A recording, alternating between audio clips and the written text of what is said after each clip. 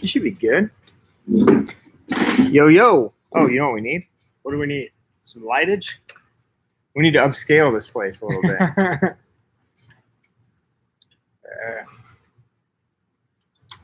Where is you?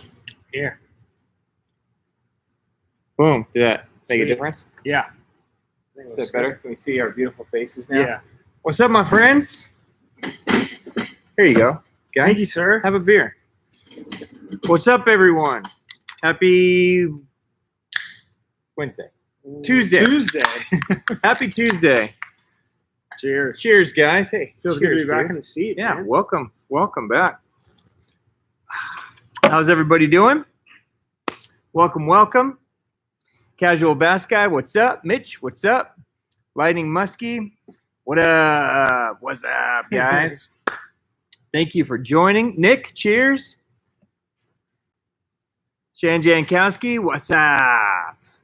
Sam, YouTube Cause, what's up, guys? All the boys are here. Yes. What's up, dudes? Oh, Griff is on. What's up, Griff? Griff's seat has been replaced by a hippie. Sorry, Griff, you're out. What's up, dudes? So I feel like YouTube. I feel like people don't know you as intimately as they used to know you. Right? Right? Yeah. Because you've been on the road. So this is nice to have you. Absolutely. Nice to have you back in. Yeah. So just in case any of you are wondering who the fuck this dude is next to me, this is Julius. I know most of you guys know him, aka Hippie. So when we were doing happy hours on a normal basis on Instagram, he was always in. Here, I gotta crop this so that the Megabass logo is perfectly showing there. Boom! Look at that framing. Money. God, I am good. Who needs Jeff? Right. Yeah. What's up? Where is that guy anyway? I don't know. He's Muskie being fishing? a superstar somewhere. Yeah, he's not tagging me in anything, just all the famous people he's fishing with. Right. Yeah. So maybe he won't come back. What's up, dudes? Everybody doing good? Cheers to you guys. So I thought it'd be cool just to do a hangout. If you guys have some questions, you can holler at us. You know, Julius is our main guide here at the hookup. You know, dude, Julius has pretty much grown up in this shop. And so I know a lot of you guys had really good connection with him and got used to calling the shop and talking to him. And earlier this year, you hit the road and you're going for your tournament dreams. That's it. Yeah. Trying it. Yeah. So he has been fishing the Bassmaster Opens, trying to qualify for the Elite Series. So, you know, he's been traveling a lot. And so this was kind of our first chance really since the spring to like sit down and shoot the shit. Yeah, absolutely. Yeah. So it's been a while for sure. Yeah. So I just thought it'd be fun to have him on, you know, talk to him about his experience so far on the Bassmaster Open circuit, because I know, I mean, dude, you know, we've talked a lot about this, Right. but you know, I think everybody that is here on this live, everybody that is in this industry, like we all kind of have the same dreams. Right. Right. Absolutely. Like if any of these crazy motherfuckers are listening, Yeah. like they're addicted to fishing the same way we are. Yeah. Right. 100. But we don't all get the opportunity to jump out and chase it. Yeah. Right. So like a lot of us, like myself included, like I'm kind of living through you. Right. So, you know, I want to catch up with you and see like how it's going, like, you know, just really, I don't know, dive in and talk. And then also, you know, I promised that I would talk about some Steez AGS rods. We can do that. So I know we've been using them, Yeah. and we've been teasing them, and finally the whole line is here. So at some point, we'll just kind of run through that line. I know a lot of people had questions on certain models, so we'll kind of talk about I'm those. just as excited about those as you guys are. So. Dude, they're sick. I know. They're awesome. Yeah. So the ones we had were awesome, but seeing the whole line is pretty dope. This is gonna be good. All right. So let me just look up. What's up, everyone? Ordered a destroyer and a combat stick today, dude. Thank you for your business, Sweet, and thank all of you for your business. We really appreciate it. So, thank you. Cheers to everyone there.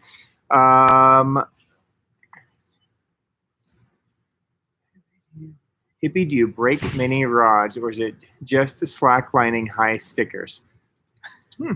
Why don't we start with rod breakage? This is a great guy to talk about.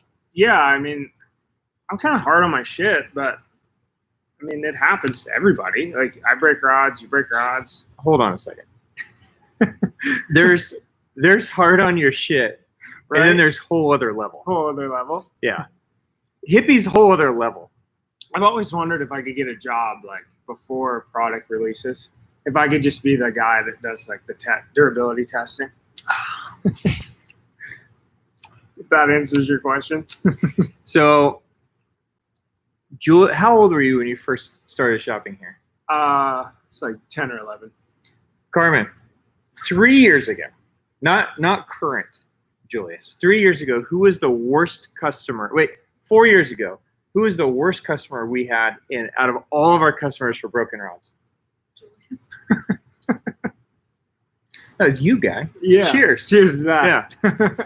So, but dude, you've gotten way better. I mean, you fish your ass off and you're really hard on stuff. Right. So obviously things are going to break from time to time. Yeah. But I mean, how many rods do you think you broke last year? Just like 3 or 4. Yeah, that's a lot of out of a grip. literally every day on the water. Yeah. So it's For not sure. bad. So what changed? I think like I've learned that things aren't regularly available anymore. And like if I really like a model, it's not just like, oh, broke it, just go grab another one. Like that doesn't exist anymore. So if I really like something, I just keep in mind like, hey, maybe slow down because if you break this one, you're not going to replace it. So just kind of, grew into that mentality, and I've been a little bit better with my shit. But Yeah. yeah. All right. So there's your warm-up question. Okay. All right. So let's kind of dive in. Let's dive in a little bit and just I just want to pick your brain on how things are going, what you've seen on, tour and your experience and stuff. So this is your first year, really outside of like the Arizona area, right? Mhm. Well, you kind of grew up doing it. So Yeah. like you talked a little bit about your like your younger days, because I know Right. you fished a lot of these places. So Yeah. high school fishing stuff. Tell me kind of how you went through the ranks. So, like, I grew up in the junior club, and then, if you made it to that national championship, then you would travel somewhere. And then same thing with high school and so on. So I've been to some of these places like Tennessee River impoundments and stuff like that, but different times a year. But it was nice to have a little bit of knowledge, especially with only 4 days of practice or 5 days of practice. It's not completely new. And then I've had a lot of places this year where, drawing board is completely blank and you got to start from scratch, which is a lot of fun too. And then now you have a notebook of stuff, and mentally it's like, okay, now I want to go back. When I get my ass kicked, like I'm kind of hungrier. I'm like, well, I hope this is on the schedule next year, because now I feel like I have a little something. Little piece of knowledge. Yeah, for sure. Yeah. So, no, it's been fun, man. Just learning and flying by the seat of my pants. Yeah. So what has been maybe the biggest challenge? You think it's fishing different bodies of water, or do you think it's mentally looking out of the competition? Because I would say the open fields this year are probably as stacked as I've ever seen them. Yeah, right? Like, it's a tough field for sure. A lot of Elite Series pros, Major League Fishing pros, or whatever are fishing the opens as well. Yeah. Is that intimidating at all to show up and like, all the dudes are there? And like the first one, it was a little, but I kind of use it to my advantage. Like I kind of let it, make me feel comfortable. Like that's no different than around here. Like when you show up to a tournament here, like in the off season, like Roy's here, Brett's here, like all the guys, big hammers are here. So I'm used to, big guys. So I don't really let that get to me. It's like more like if I feel good after practice, like, okay, I'm fishing against those guys, you know, rather than not using it to your advantage. Okay. So talk to me about the mental side of things. Like I know your first event you had a breakdown.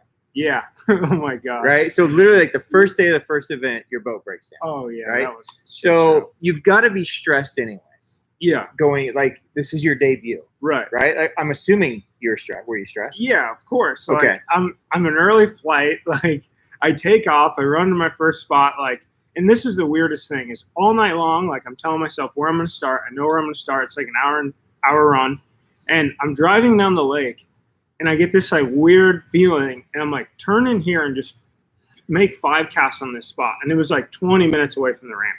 So I pull in there, I drop my trolling motor down, make a cast, and I'm like, oh, I got no juice. So like I'm running around the boat frantically, like trying to figure out what it is. You know, like I'm not crazy mechanically inclined, but you know I can kind of figure some shit out. So I'm like, okay, try this, try that, nothing. I'm like, all right, dude, throw your life jacket on. We got to run back because it's still early. We can still save the day. So I run back, and everybody's running this way. I was about like 52 out of 200 and something. So everybody's running at me. I'm running back in. I slide in. They're still calling boat numbers, and I can't get, you know, to anybody because like all the service crews up there, the tournament directors announcing numbers. So I'm like, oh shit, what am I gonna do? So I beach it up there. Finally, everybody leaves, and the guy's like, okay, service crew's running down. They're like, we need to put your boat on the trailer and pull it up here. I'm like, yeah, no problem. And I'm looking for my keys. My travel partner dunked me in because my couldn't back a trailer, and he took off with the keys. Chad took off with the keys. So I'm like, oh my gosh. So now I've got like all this service crew running down the ramp with bags of tools and shit. Right. By the way, shout out to those guys. Those are like the real heroes, man. Like they Like literally a NASCAR pit. It's like unbelievable. Crew. Yeah. Like if you have an issue and you get there, those guys will take care of you. It's really awesome. So they start fixing stuff, and next thing you know, like 20 minutes later, everything gets fixed, and I'm back on. And I made my first cast at 9 o'clock in the morning. Yeah. And it should have been at 6:50 in the morning. So mentally, what does that do to you? How do you clear that out, or did you clear that out? Like, do you feel like that screwed with you a little bit, or were you able to? I feel like clean your mind a little still bit. fish with confidence, but it was like I had to turn that knob like all the way over, and it's like, okay, you can't really make some risky decisions because you can definitely lose it on the first day. I'm like, you need 5, you know. So I felt like I didn't fish as like to win like I wanted to. You fish more, salvage your shit, salvage and my get shit. to tomorrow. So if I had a big day, the following day I would be okay, you know. And it just really didn't pan out. Do you feel like you can do that at that level? No, not like that's one of the things I learned is you really can't. Right. You know, especially on a place like the Tennessee River that pumps out giant bags. Like you can't, even if you have 3 hours to fish, like you just got to fish to win because you're 10 or 12 pounds ain't gonna really do shit. Right. It's a different mentality, right? Than like, so like if we fish a 3-day event on Mead, like US Open or something, right? Mm-hmm. Like there's that old saying, like you can't win it in the first day, but you can lose it. Yeah. Right. Mm-hmm. So, but the weights are so small and so tight you can that do if you came in with 9 pounds, the leader is only going to have 12. Yeah. Right. So, I mean, you could sack them one of the next 2 days and catch yourself back up for sure. But like, it's different. Yeah. Back east in those places. It right? is. And it was a valuable lesson, you know, but it's like the first day, first event. And I'm like, dude, I have 4 hours to catch a limit. Like, let me just run my limit ship, and then, you know, if I have time, then I'll try to catch a big one. And I had 30 minutes at the end of the day to try to catch a big one. Yeah. You know, but did you? No. You suck. Yeah. But no, I learned a lot. As your weights proved. No offense. Oh, that's great. Welcome back, motherfucker. Yeah. No, it's funny. Like, dude, like people ask me that all the time, you know, that watch the videos when I'm on the road and stuff. And I tell them like, yeah, like Ben's like a second dad to me. Like I cut my teeth in this shop, and dude, like I haven't been able to see you lately. You know, so it's all like mental phone calls. Like before practice, I'm like trying to, you know, like what's up, dude? Like hype me up. And so it's good to actually be here and sit in the seat with you. So about that, right? So like one of the things that I have come to like really appreciate about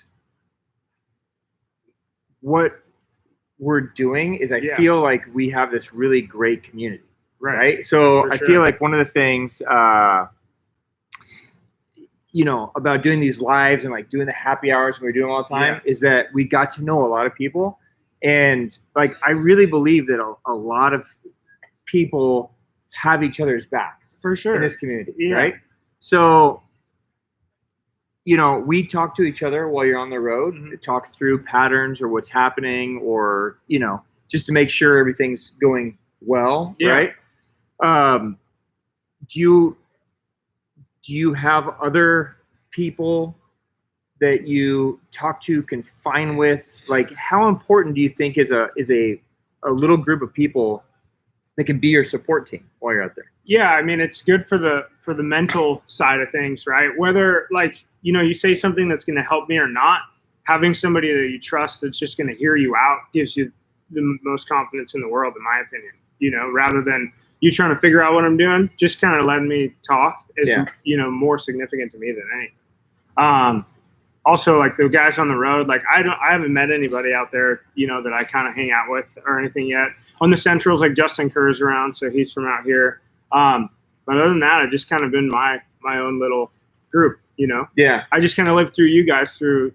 I'm the guy watching these when I'm on the road. You know, I'm watching the lives and that kind of stuff. So, you know, I'm no different than you guys, just kind of living in our hookup circle, whether it's tournament or baits or whatever we're doing. Right. You know. We're still a part of the team. We'll just keep sending you love, dude, because you know we want you to kick ass. Julius's last name is Mazy, Mazy. So just to answer, I see some questions too. I'll go back through them and we'll get some answers for you guys going too. All right, let's talk about like some techniques. Okay. Right? Yeah. So what have you found as you're venturing around? Are you finding that a lot of the same stuff that you're doing here applies to the middle part of the country, or like you just came back from New York, right? Like, so, I mean, you've kind of seen the East Coast through the Central, right? Yeah. Is there any particular thing, or is it just been like junk and different shit each time, or where do you find it? There is a lot of different stuff.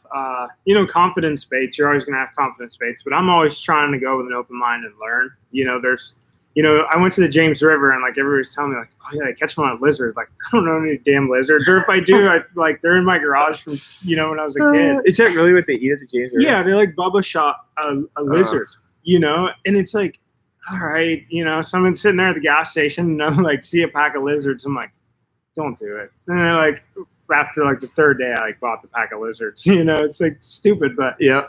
But those kind of things. There are just places in this country. I think the bass are as boogin as the people around. No offense if you live by the James River or That's Lake so Wheeler. But I mean, it's literally the same experience I had the first time I went east, right? In a fish Lake Wheeler. I remember I was talking with Brett, and at the time, like, I was a huge Lucky Craft junkie, right? He goes, dude, don't bring that shit. Just bring Zoom. Bring Zoom, yeah. I'm like, oh no, dude, they're gonna eat all this stuff. He goes, all right, whatever. And then same thing, found somebody. I caught fish, but not like what you needed. And then go to the gas station, buy a stupid horny toad, and what do you know? It's definitely funny to see that. Yeah. But techniques, like, I keep an open mind and I try new stuff, but also I just throw the shit that I'm gonna catch them on. Like there's a drop shot bite, I'm probably gonna do that.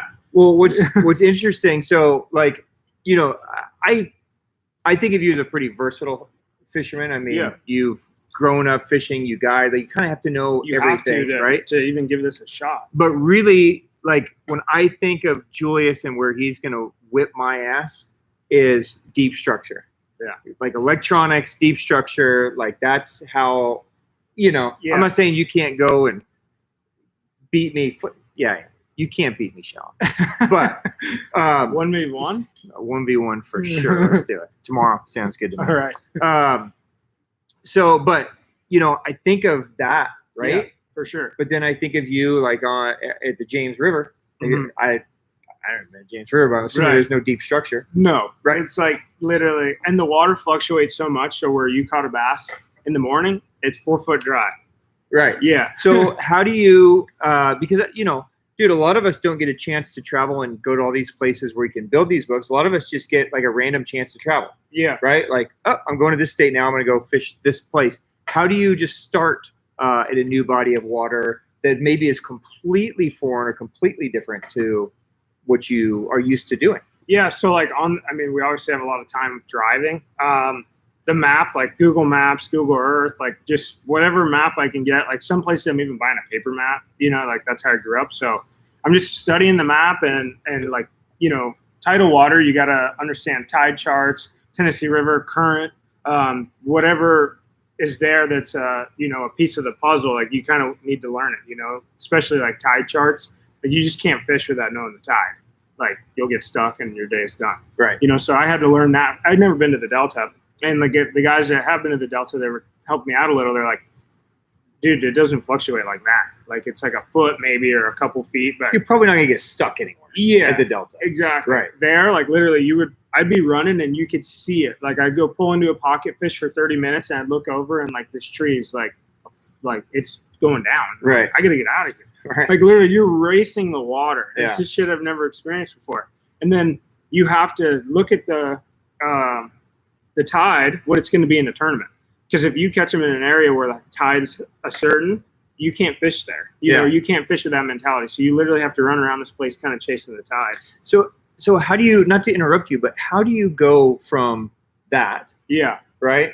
A dude that's never been there, that's kind of floundering, like, holy fuck, this is so different. Yeah. To beating, you know, Ike and Ellie or somebody else who's on that body of water that's fishing his whole life, or a local, right? I mean, I think that's probably the biggest thing in an open, right? Is that you got to beat these locals that are spending 300 days a year on a body of water. Yeah. How do you beat them? So I think there's all these variables around it, right? Like I just talked about, but it's still fishing and you're in your own boat. So no matter where you are, you just have to kind of do your own thing and trust your plan. And I kind of forget there's people around me. You know, I just kind of put my head down and grind and try to forget about the pressure, try to fish freely. And I think that helps it, right? And, you know, just kind of fly by the seat of my pants. So do you go back to baits, like confidence baits, confidence techniques, things that you know that, okay, it's shallow or it's deep or whatever, I can put these, you know, X, Y, or Z, you know, this jig, this crankbait, this whatever, and just go down this bank? Is that kind of how you approach it? A little bit. So like, for example, so I was catching them doing a little bit of flipping, right? So I get to this bank and I'm flipping and the tide is just off like I thought it was going to be, right? So like my bushes aren't really in the water.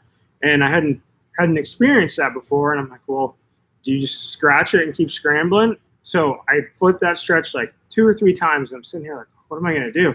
So I back off. I tie on a bubba shot. I didn't even have one tied on. I tie one on. I back off and I start pitching like the little underwater bushes and I caught a limit like quick. And I'm like, okay, I can do this. And I ran to another section that I hadn't seen before that looked just like it. I start catching them again. I'm like, okay, you know, this is new. You just literally learn it in the tournament rather than just go flipping your head off until you get a bite. Like I just made that adjustment. I caught fish all day. Yeah. And then as the tide came up, I came back to that stuff in the afternoon when the water was right and I caught them flipping the way I was doing it. Okay. You know, so kind of that. Like I didn't let myself get spun right out of the gate. That one adjustment let me cool down early rather than freaking out. So it's kind of like how we talk about like in the store, right? So like there's thousands and thousands and thousands of possibilities and choices and colors and sizes and right? On any given day, the right thing to throw could be any of these things. Right. Yeah. Right. And if you give yourself all of the options, sometimes you could spin yourself out. Oh my God. Like there's too many possibilities, right? It kind of goes back to like, you know, how sometimes you spend too many days practicing, right? That can happen. So, and then you have too many options and too many choices. And, you know, it seems like it happens all the time at big tournaments. Like, I've been fishing, I pre-fished for a month, you know, and on the surface level, you're like, well, how am I going to beat that guy? But then those guys tend to suck almost every time because they pre-fished too long and they had too many options and they didn't like really narrow anything down, right?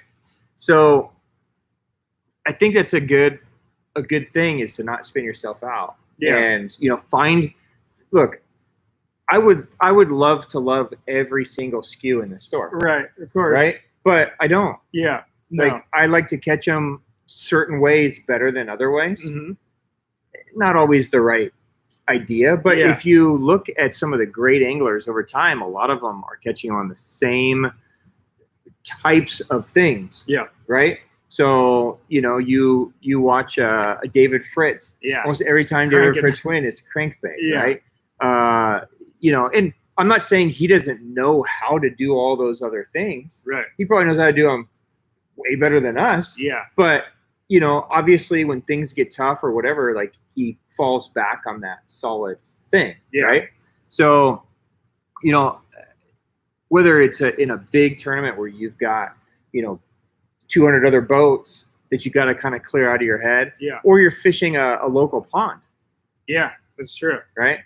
It doesn't make too much of a difference. You kind of have to clear your head out and just focus on what you like to do. So, like, what my boat looks like. It's just jam-packed full of shit, right? So I think a lot of that, too, like, next season, like, my boat will look a little bit different. So, like, Brett, literally, you open Brett's center hatch, and he's got 5 boxes.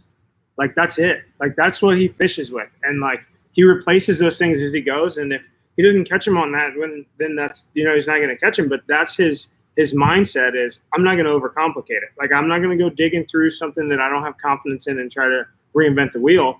If I don't catch him on green one, I'm going to try a white one. If I don't catch him on a white one, I'm going to try this. If it doesn't happen, then I need to relocate. Like, that's his mentality. And I like that because sometimes I find myself, like, trying to dig for new shit. But over the rest of this year, like over the last few events, like, dude, I fish the way I fish. I want to consider myself versatile. So when that opportunity is there, I take it. But I'm not going to try to reinvent the wheel on the water. Like, I'm going to catch them or I'm going to fish the way I'm comfortable. So that's kind of what I'm taking from that. Yeah. So my boat will look a lot different next year. Yeah. Cool. Be a lot lighter. Yeah. Well, let's get to some questions. I'm seeing some people talking shit about me saying Well, I'm assuming it's me. Maybe you say I'm probably saying it. Oh, I'm bad at saying the same shit all the time. We can make a drinking game out of it. I saw somebody recommend that. That's what you guys got from that is like, we say in between our all that conversations. stuff, and hey, right. Welcome to the fishing industry. Somebody's going to probably Berkeley's going to knock it off now. It's going to be called the series. Watch. Oh my gosh. So a lot of you guys are commenting, same deal. Yep. Cool. Dope. Oh, and they said both of you. Cool. Well, start drinking, motherfucker. Yeah. All right. Clay says come down to Fork, do some night fishing. I know. Clay's been jacking them. That sounds awesome. There. Yeah. All right. Sweet. So you want to talk about some AGS guys? Yeah. Some Steez rods and such. Can do that. Let's do it. All right, I'll put this up. Here, let me scroll up really quick. Some people had some questions for you. Okay. All right, another live. Yep, another live. This is what we do when Jeff's not here. I don't know what to do without him. I'm floundering. All right, we asked you the rod break question. More victory rods. So the new victory rods, I think, are scheduled for October. So stay tuned on that. I'm pretty sure it was a fall release on those new victory rods. I think October. It might be November. Did you guys finally agree with the best cranking rod is? No, I don't think so. Going back to that video we shot. Yeah. Whatever I said, that was the correct one. Valkyrie. Yeah, that. Cheers with my Panda Express. By Colton. Oh. Yeah. Fat Lab, I don't know the ETA. I know I saw that sitting in our warehouse, so I'll find out about that, Matthew Acevedo. So follow up with me on that, okay? Thanks for the info on the Blitz and EXTR. They've been the go-to cranks. Sweet, until they melted. Oh, no, don't do that. What happened? They melted. Oh. So probably set them out in a box or something. They'll sit in the AC. Yeah. So, yeah, don't do that. All right, Hippie into house. Is the Windbuster the best all-around spinning rod in the lineup? If you're talking about the Destroyer P5 lineup, I would say yes. Yeah. It's an amazing spinning rod to do a lot of different shit. As far as like a heavier spinning rod, like a true medium plus, it's a dope one.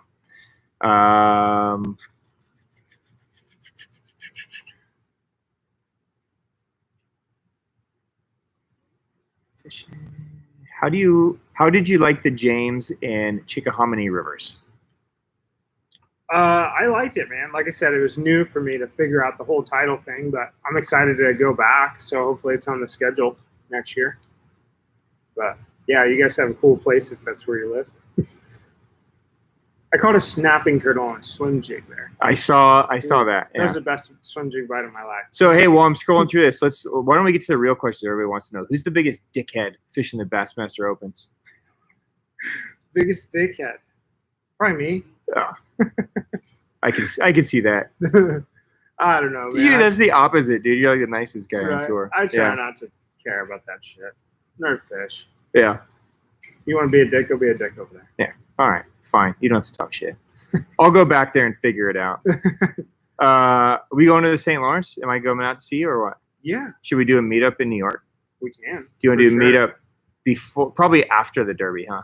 Yeah. Yeah. Let's do a meetup. So if any of you guys are in New York, Jeff's going with you? Yeah, Jeff's coming. So I'll fly out and meet you guys. All right. Yeah. So we'll do a meet. I don't even know where that is. Where is the St. Lawrence? Is that by New York? We're going to be in Clayton, New York. Oh, Clayton. Yeah. Okay. We'll do that. Then Not like I know where the fuck. Maybe Clayton is. if we figure it out, we'll take off into the mountains and go up there. Upstate New York is like my new favorite place. So I saw you trout fishing this week. Yes. So I went trout fishing last week too, only I caught carp. Yeah, I saw that. I'm like, damn it, that motherfucker's gonna jack some trout. Nope. Yeah, carp. That was good. So that's something that we talk a lot about too. And I mean, obviously you spent the last several years guiding, right?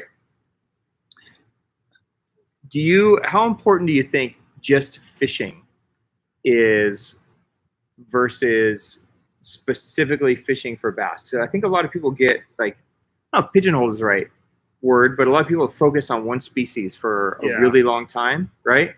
But we're both like, dude, I just want to catch it. Yeah, we're fishy as hell. So what do you like when you go do, like, you just did some small stream stuff, right? Yeah. How does that apply to your bass? How do you feel that applies to your bass fishing and improves that? So I think for me that just helps, like, again, the mental game, like, relax. It's more of like a Zen thing for me. I'm by myself, on a creek, like, just kind of hiking around. I'm just enjoying nature, and that just kind of brings me back to reality.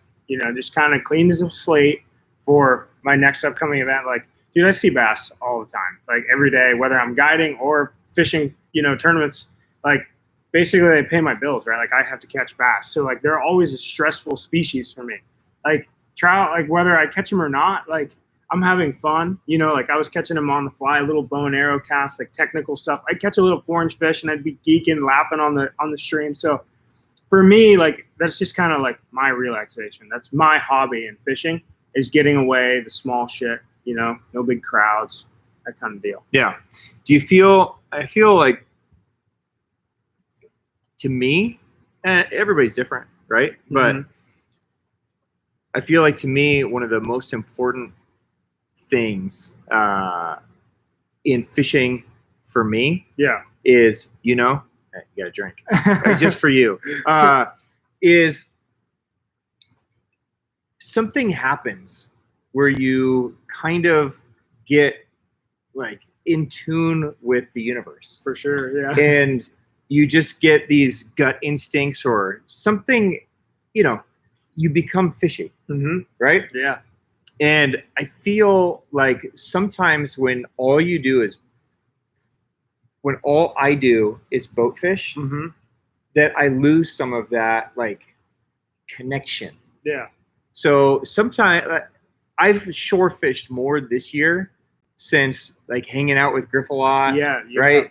And then I've probably shore fished in like 20 years. Yeah. But every time I go, like, we went out the other morning we were going to go to Pleasant and go jack them. Yeah. And then, like, the last thing, I'm like, I don't want to go to Pleasant. I want to go shore fishing. Right? Yeah. And even after I texted Griff, I'm like, dude, I feel so weird saying I want to go fish some stupid shore place. Yeah. Right. We enjoy it. It's fun.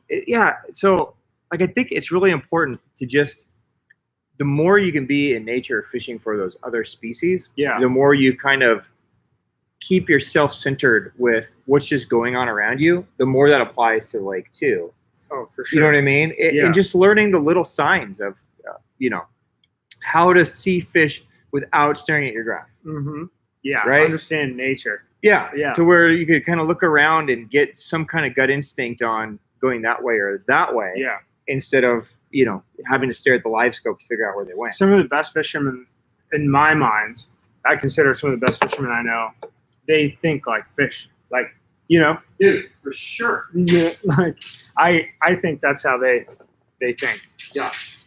All right, let me grab some Steez AGS rods and let's plow through this. And Cool. I'm not gonna make this boring, but let's just run through it in case anybody has any questions. Okay, I have no electronics on my kayak. Yeah, dude, I think Don't need it. I mean, there's something to be said about it, right? Dude, obviously, you don't know how deep it is. Stick your rod in and check. Like, dude, for sure. yeah. Okay, so here we go. So Steez AGS. So obviously, if you guys are here, then you've probably heard us talking about these rods for the last couple months. Okay. So just in full disclosure, okay, I have never been a fan of Steez rods, or really any Daiwa rods for that matter. And on the opposite side, Julius has been a huge fan of Steez rods, right? So actually, why don't you share how you became a fan of Steez rods?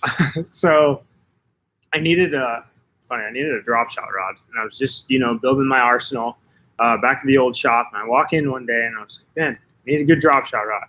So he hands me like the top 4 spinning rods that we had. And he hands me an NRX, he hands me a Steez, and hands me Dobbins, and then something else. Yeah. Or maybe it was those 3.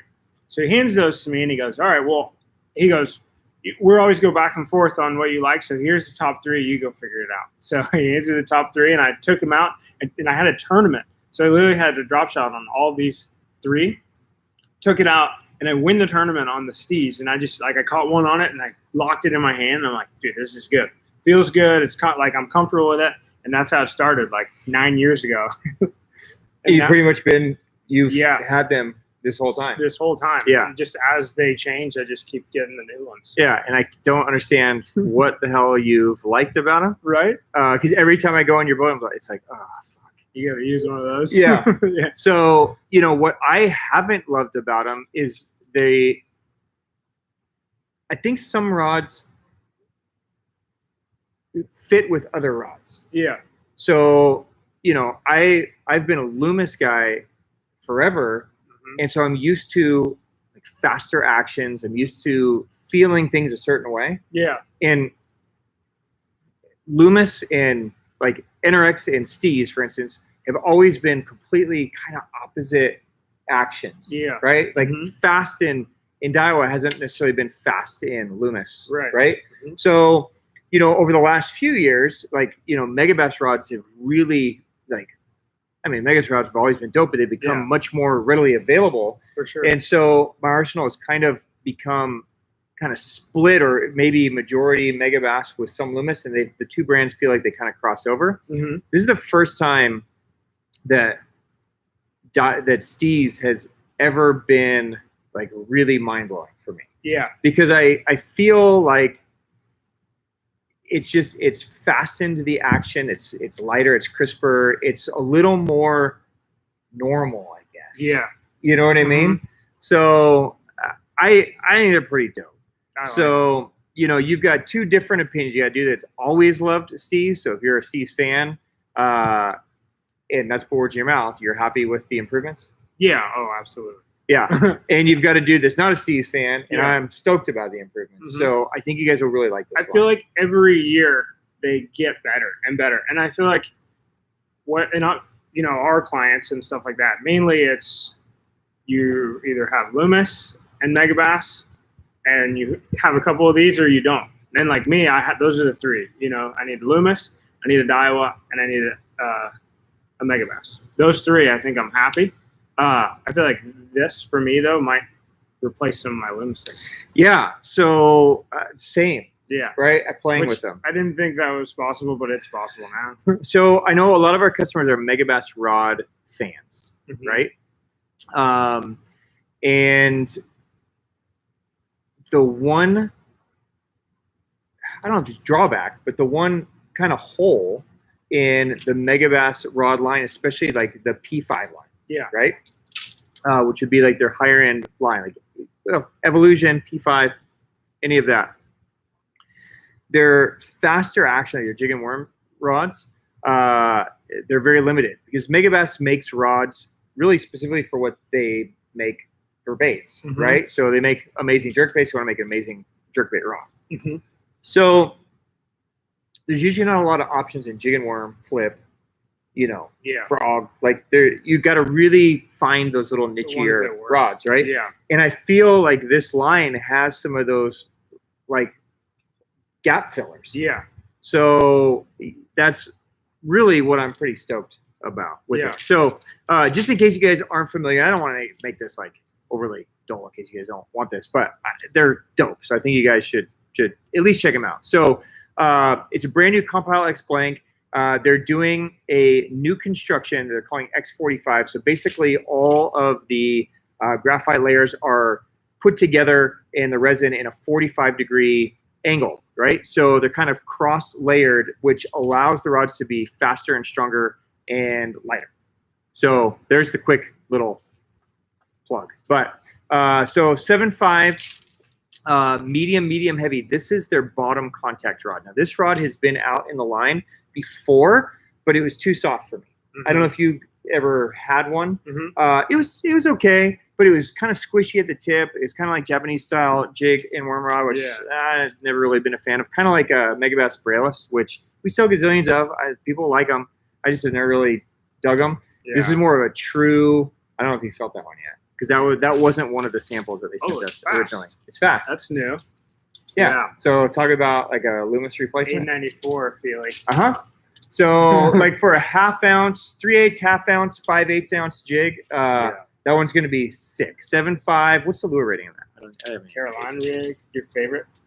No, we'll quarter to 1 ounce. Quarter to 1 ounce. Yeah, that's right. So yeah, so if you guys are looking for a true jig and worm rod, that one is pretty dope.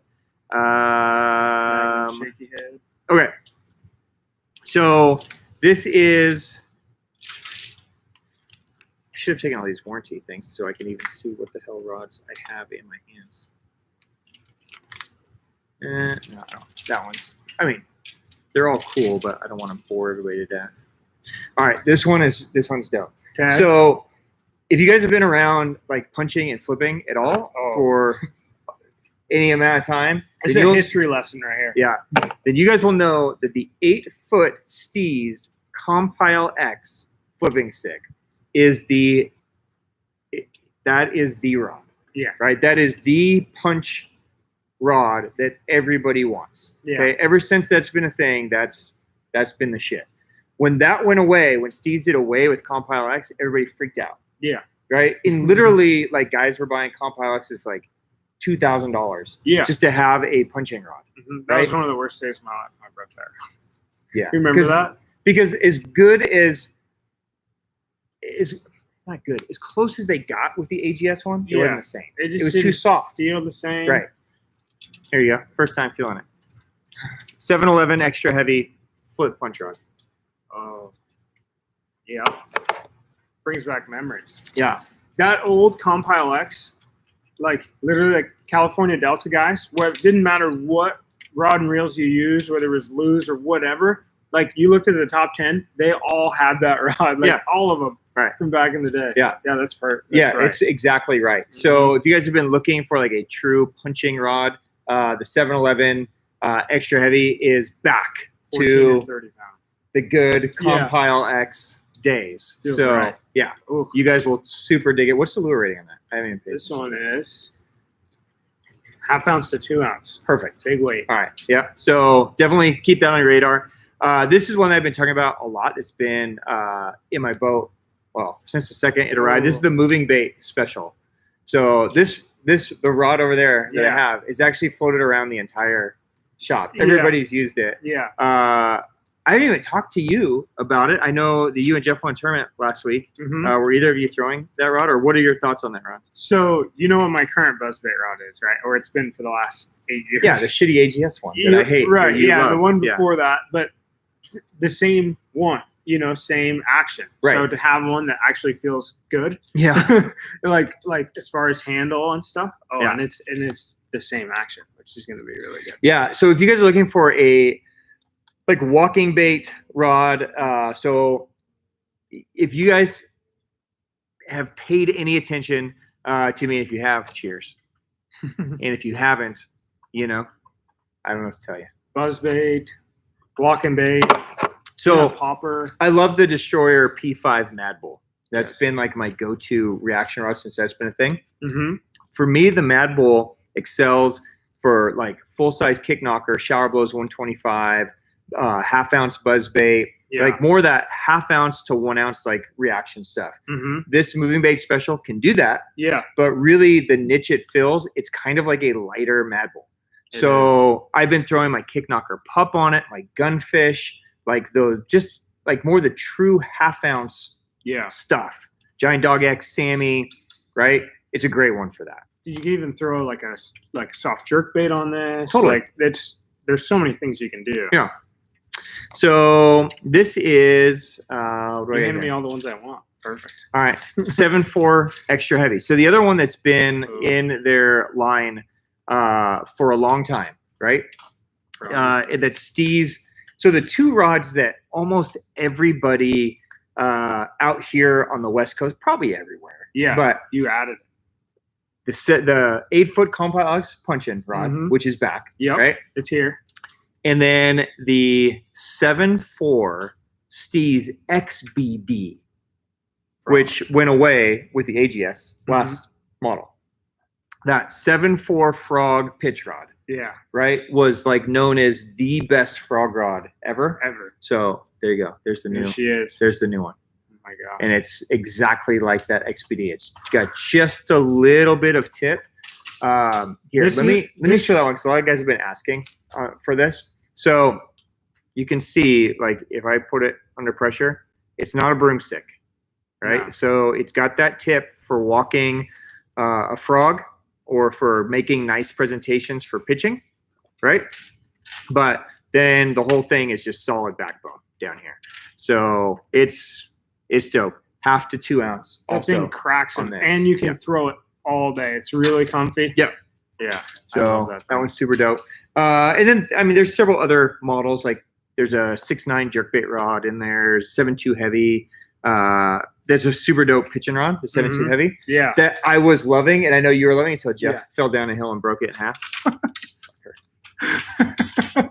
All right, and then there's some spinning rods too. So, getting back to your spin, you haven't played any spinning, huh? No, because we didn't get any samples. Yeah, all our samples were bait casters. I know. I was so excited. So here, live on TV. If it sucks, I want you to be truthful. Yeah. All right. Okay. So is yours? Do you use the medium or the medium light? 7 foot medium light. Okay. Here you go. What say you, guy? Ooh, that's right. Feels really good. Yeah. It's a lot lighter than yours. The biggest thing with me, even with the stupid warranty paper on there, it's a lot lighter. Right. Well, I like cork. That makes it a lot lighter. Yeah. Oh, I should open one of these so people can see what it actually fucking looks like. So my biggest thing with Steez is it's been really comfortable for me. That's why I chose it. You know, one, I like the actions and stuff, but for me, the way I hold my rods, it works for me rather than, if you just have a little piece here, I hold my rod real high. So this works for me. Oh, you really hold your rod with your finger on it like that? Yeah, just like that. Literally just like this. Why? That's just one of my quirks, I guess. That's just how you've held it? Yeah, I've always held my arm high on it. So there's the actual aesthetic of the spinning. So tapered cork front, cork rear, sexy. Rear lockdown on the back, right? So it's long. If you're a normal fisherman, it's a longer handle. Yeah, longer than my old one. Right. So I mean, it would sit right on your arm, or you could put your finger up there if you really need to have your finger up there. That's dainty. You're cute when you hold it like that. You like that? Yeah. Oh. Exist on this. So that's the set. So here's what's the other thing that's cool is that's a medium and a medium light. So here's your free rig rod, and here's your drop shot rod. Yep. Money. Yep. So there you go. So you've got your lighter one and your slightly heavier one. Okay, and then here's the other one that a lot of you guys have been asking about. This is the 7.6 medium light. They call it the one. Here's what you need to know about this one. A lot of you guys throw like hair jigs and that kind of stuff, and it's really what it was designed to be. Do you own a Flissa? I do. All right, here. Really? Then they hit it out of the park, huh? So it's basically a Steez Flissa. It is. I mean, it's the closest way I can describe it. So it's the closest thing to a Flissa that I've seen. Yeah. So a lot of the northern guys, they nose hook with a 7'6", like the same rod that they'll throw their hair jig on, they'll drop shot with. And like that's a new thing. Like I'm gonna get one of these to try it. Yeah. Because that's just not something we do. But yeah, deep water, I guess. But they're doing a lot more drifting, dragging. Yeah. Right. Been learning how to drift too. Yeah. I got drift socks now. Right. So that's why sometimes you need that longer rod. I mean, I don't know that you need it, but it makes sense that it would pick up more line and sweep different. Well, like you see a drop shot tournament out there, like smallmouth, they've got 8 spinning rods on their deck. You know, like here, if we're drop shot fishing, we have 2. Yep. It's the same thing, you know, most of the time. So it's another thing I'm learning. Yeah. So here you go. So there's the tip on the one. I mean, it's so similar to a Flissa tip. Yeah. So it's soft enough to where you're going to get that whip that you need for casting that lighter stuff, but then it fastens up really fast. So quick note too on the AGS guides. Obviously, time will tell if the info coming from Daiwa is correct. Supposedly, or not supposedly, I guess they are. You know, one of the big drawbacks to AGS guides in the past have been that they're relatively easy to break. Yeah. And when you break them, they're next to impossible to get replaced because there's no fucking AGS guides. Right. Because Daiwa has them all. Yeah. Right. And so, you know, it's been very frustrating that you get a rod and it has all these super dope AGS guides and you crack one and then you got to have your rod repair guy put like just a normal guide on there. Right. Not that it's like that big of a deal, but dude, if I'm spending $500 on a rod, I want it to look like super dope. Right. That's why we're buying it. Right. So, all the new AGS guides on these rods, it's a new gen of AGS. So they're lighter, supposedly more sensitive. I don't know how we'd ever measure that. We're gonna have to take their word on that. Right. But they're designed to be much more durable. I can attest, I've had a handful of these for a few months since the classic. So I guess almost 6 months now. Yeah. Right. I've beaten them up very hard. Yeah. Shore and boat, right? Back and forth. Yeah. They're Julius proof. And not seeing one single problem with anything. So I know it's not like years worth of time, but I can attest that they've been stepped on, they've been banged around, they've been like the other day when I was out with Griff, I was just throwing it on the shore and the mud, on the trees, on the rocks. You know, I mean, so I haven't had any issues. So I think they really have improved the AGS. Well, they changed the design of it a little bit, and it's smaller than the old one. The old one was big and round and just kind of like, dude, a rod cycle, you have to pull it over. This is a lot more compact, and it looks like all of them are a little bit smaller than what they were. Yeah. So it's a beautiful lineup. I think you'll find that it'll fill some gaps that some of you may have with other you know, with other brands. Like if you're a Mega Bass fan, there's still like some gaps that might probably still be missing that you may be able to niche out 1 or 2 models. If you're Loomis, same thing. Or if you're just a Daiwa guy, you're gonna be really impressed with the new line. So no, I'm really pretty stoked about it. Yeah. It's been a while. P5 I was super stoked about. And Steez AGS I'm super stoked about. Yeah. I'm excited to get the drop shot right. I'm fanboying over here. All right. Let me see if there's any questions. And if you guys have any questions for Hippie while he's here, please shoot them over. Don't be afraid. Don't be shy. I don't know when those Bass X rods are going to be available. I'll find out. Okay. The only ones I really care about are the swim bait rods. And hopefully that's what you're asking about. But those are going to be good. Okay.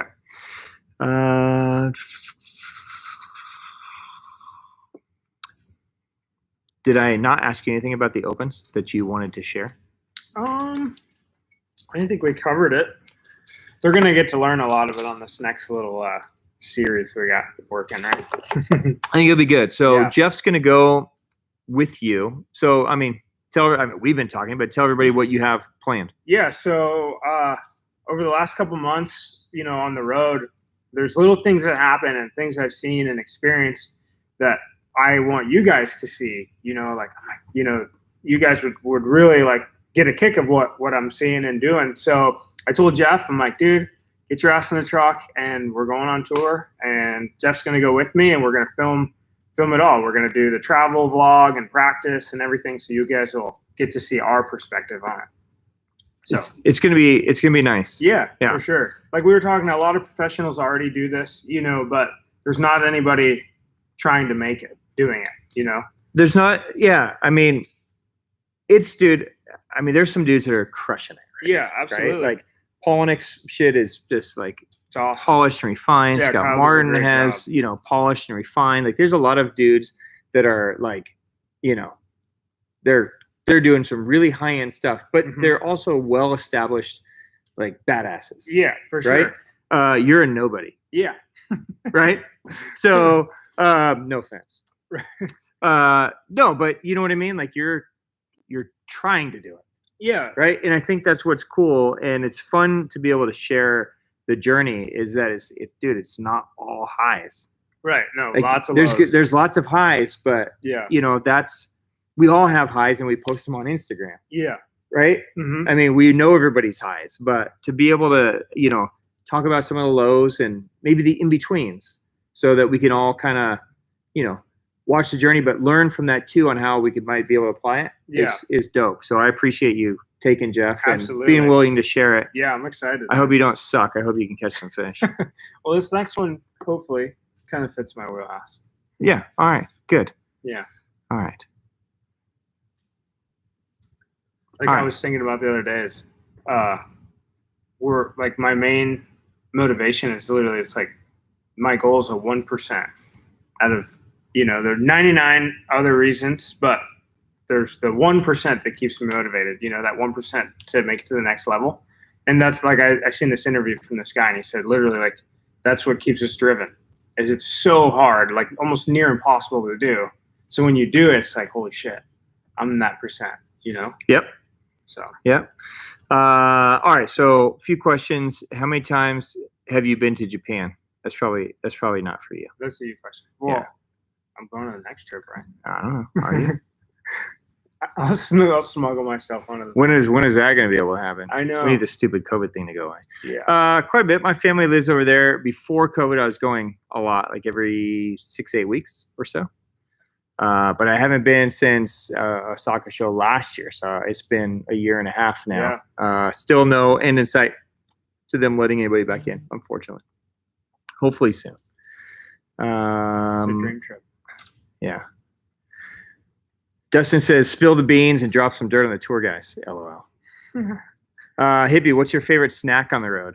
Favorite snack on the road? It's beef jerky. Beef jerky and Fiji water. Beef jerky? Really? Yeah. That's the deal? Yeah. Fiji water. Oh, you're a vapor distilled guy. Mm-hmm. Yeah. I don't like Gatorade or anything, so that's where I get my electrolytes. Roger.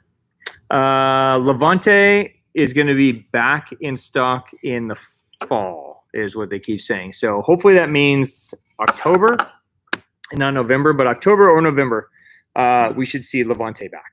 Okay.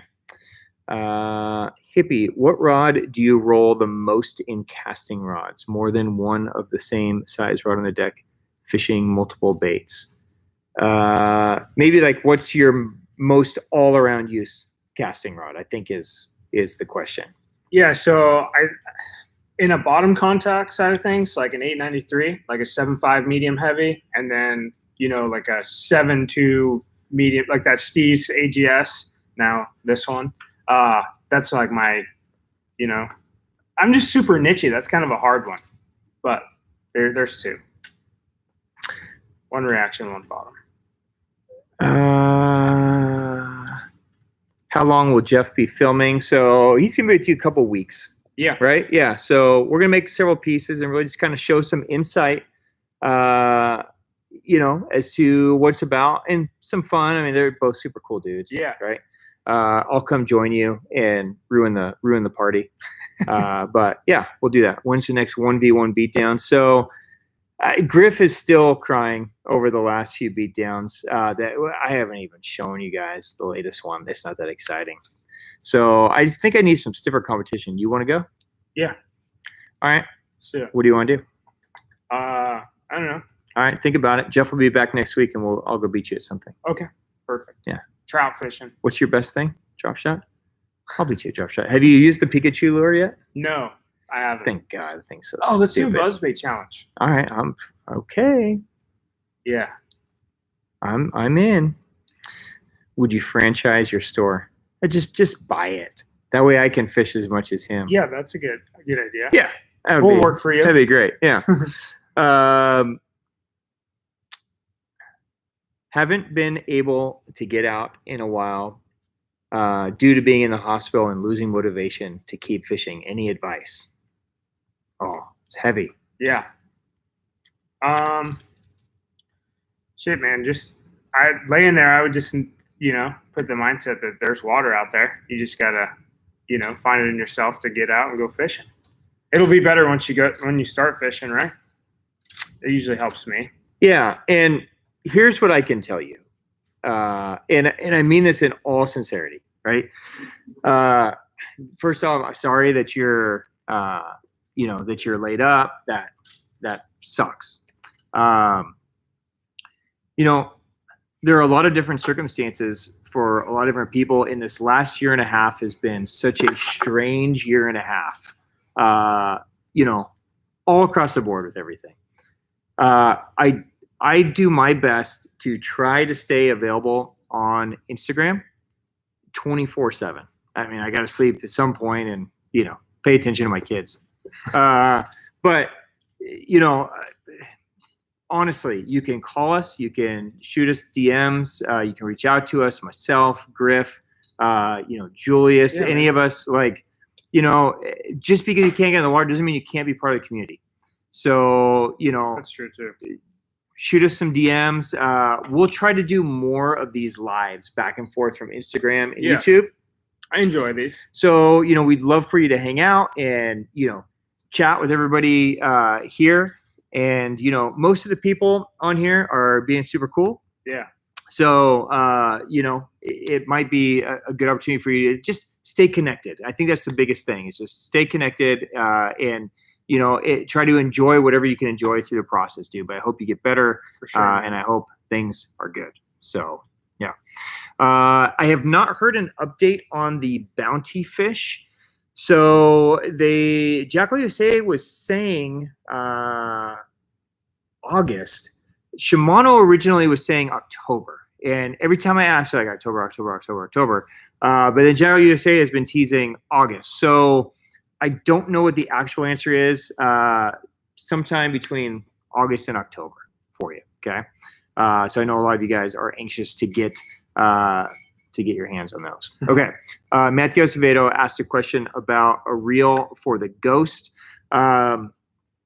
Dude, the guys I know that are throwing the Ghost and I have not thrown one. I have not been able to get my hands on one. Jeff would probably be the better guy to talk to, but I know, he's throwing it on the Antares Monster Drive. So, I think just something in a 200 to 300 size that works. I know you said you had the 300, but something like that. It's just going to have to put it in your hand and see what works good. Okay. Okay. Anything else you want to share, Guy? We're good. If you guys have any questions, I wouldn't mind answering a few. But all right. So swim bait reels. Do you guys carry Tatula 300s? Yeah, Tatula 300s we carry, and they're in stock. We just restocked them a little bit ago. Any of the Steez rods compared to an NRX 852S? Do you still have a 7-foot medium? Medium. What's this one? 852. Yeah. Medium, yeah. Yeah. So the 7-1 medium is actually, yes, pretty much spot on. 7-1 medium. If you're trying to look for something similar to an 852, so you can see it's got it's a pretty fast rod, right? So here, you're gonna have just a little bit of tip up top, so you're still gonna be able to feel everything, but it fastens up really fast to backbone. Okay, so that would be a great alternative to that. Okay. Okay. I have two XP5. I have two XP5 on order with you. When will they ship? Ask me that again or shoot me a DM. I'm not sure exactly which ones. The sensor or X-Bite. So, okay, there was another rod in here that we didn't talk about called the sensor. It's a metal tip. Oh yeah, rod. That one, it's classic. Right. Mm-hmm. So, and there's one over there that I've been messing with, unless Julius took it. He might have taken it. Yeah. No, it's cool. That one's amazingly sensitive. But it's surprisingly soft isn't the right word, but it's got a lot of flex to it for lighter line and lighter bait. So if you're throwing like lighter line, like for me, I think of things in terms of like line rods. So for me, it's like a 10-pound rod. So like 10-pound or 12-pound fluoro, little 1/4 ounce or something like that, Texas rig or a lighter jig. More bottom contact. Yeah, cool. The sensor would be dope. The X-Bites for me is like a true, 3/8, 1/2 ounce like jig rod, like compact jig rod. Yeah, finesse, like that Kitech jig. Yep, little Kitech football, depth headlock, something like that. A smaller little, smaller presentation rod. They're dope. Okay. All right.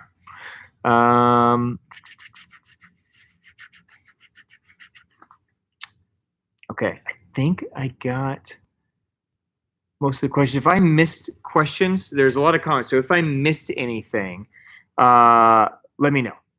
Okay, or shoot me a DM on Instagram, and I will get back to it. Deal? Okay. Yeah. Ooh, I think we got it. Cool. All right. Well, thanks, dude. Right on. Yeah, it was good catching up. Yeah. I missed these. I was like bugging Ben. I'm like, hey, let me come in. We haven't done a happy hour in a while, so it was cool hanging out. Thank you for sharing insight. When you're out fishing, and you're posting stuff to your stories, it's nice. Cool. It's fun for us to get to watch it and see how things are going. So and I love feedback on that stuff too. I'm learning as I go. So if there's certain things you guys like, let me know, and I can keep working on it. So dope. Stay tuned if you guys are in the New York area. We are going to try to do a meetup after the event. So Hippie and Jeff will be there. I'll fly out to hang with you guys. So I'll find out exactly which day, and we'll schedule a time. And it'd be great to get to see and meet some of you guys and have a beer. Maybe I'll have to bring some. Maybe like after events when I get home, we could do like tournament recap lives or something. Yeah. Just kind of talk about it. If you do good, if you suck, nobody wants to hear nobody that shit. wants to talk about that. Yeah. So there you go. Do good every once in a while, motherfucker. Right on. Yeah. All right, cool. Thank you guys for watching. Appreciate the business, guys. Thank you for the support and for the community. Right. This is dope. So appreciate you guys letting us come and hang. And cheers to you guys. We will we'll be back soon. Yeah. All right. Thanks again, dude. See you guys. Appreciate it. Guys, have a great night. If there's any questions that I didn't get to, shoot me a DM. Okay? All right. Peace out. Peace out, my friends. Thanks, Julius. Yeah. Such a nice guy. Thanks, homie.